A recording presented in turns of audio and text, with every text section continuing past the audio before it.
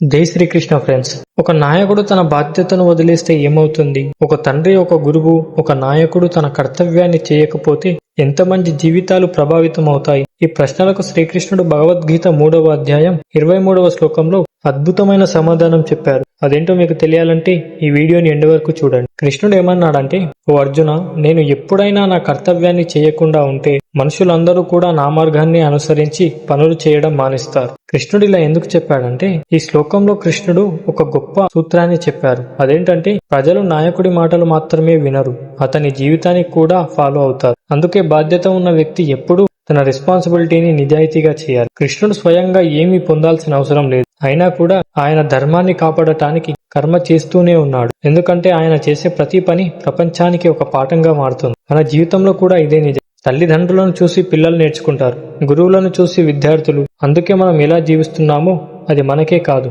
మన చుట్టూ ఉన్న వారికి ప్రభావం చూపుతుంది. ఈ శ్లోకం మనకిచ్చే మోటివేషన్ ఏంటంటే, మంచి మాటలు చెప్పడం కంటే మంచి జీవితాన్ని జీవించడం గొప్పది. కానీ ఒకవేళ గొప్పవారు వాళ్ళ రెస్పాన్సిబిలిటీని పూర్తిగా వదిలేస్తే ప్రపంచానికి ఏమవుతుంది? దీనికి శ్రీకృష్ణుడు తర్వాతి శ్లోకంలో చాలా అద్భుతమైన సమాధానం ఇచ్చారు. అదేంటో మీకు తెలియాలంటే ఫాలో చేసి కామెంట్స్ లో జై శ్రీకృష్ణ అని టైప్ చేయండి. మీకోసం తర్వాతి వీడియోలో ఎక్స్ప్లెయిన్ చేస్తాను. హరే కృష్ణ.